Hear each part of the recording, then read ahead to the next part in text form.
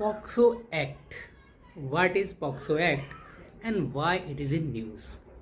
पहले हम समझते हैं पॉक्सो एक्ट क्या है और फिर समझेंगे कि ये न्यूज़ में क्यों है। पॉक्सो की फुल फॉर्म है protection of children from sexual offences.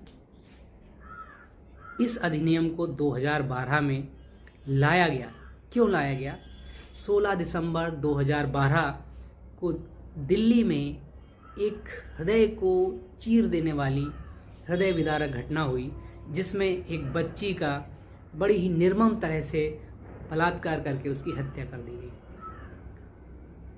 कर दी गई या फिर यूँ कहें कि उसको इस कंडीशन में ला दिया कि इलाज के बाद भी उसकी स्थिति नहीं सुधरी और मृत्यु हो गई।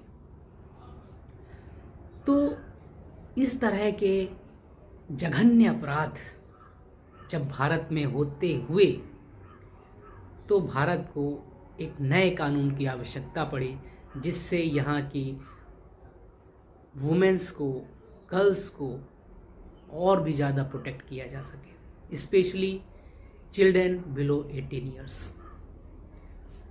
तो उस केस को नाम दिया गया निर्भया केस, और निर्भया केस के बाद ही इस एक्ट को लाया गया।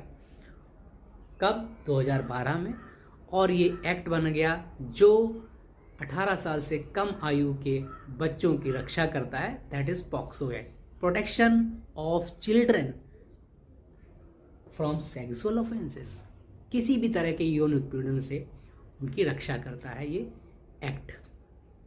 इस एक्ट के अंतर्गत 3 साल से लेकर आजीवन कारावास तक की सजा का प्रावधान है।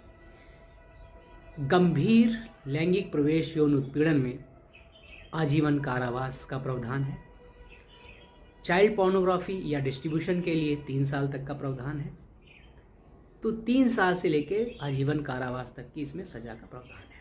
अब ये न्यूज़ में क्यों? न्यूज़ में इसलिए है क्योंकि दिल्ली हाई कोर्ट की एक खंडपीठ ने उन्नाव रेप केस के मुख्य अभियुक्त कुलदीप सिंह सेंगर, जो कि पूर्व विधायक रह चुके हैं, उनकी सज़ा को निलंबित कर दिया और साथ ही साथ जो कि आजीवन कारावास था उसे निलंबित कर दिया और उन्हें बेल दे दी, जिसके खिलाफ लोगों ने आंदोलन किया सड़क से लेकर सोशल मीडिया तक, और फिर CBI गई सुप्रीम कोर्ट इनकी सज़ा को बरकरार रखने के लिए और बेल को खारिज करने के लिए। सुप्रीम कोर्ट ने आज ये डिसाइड कर दिया कि आपकी सज़ा बरकरार रहेगी कुलदीप सिंह सेंगर की, और उनको बेल नहीं दी जाएगी।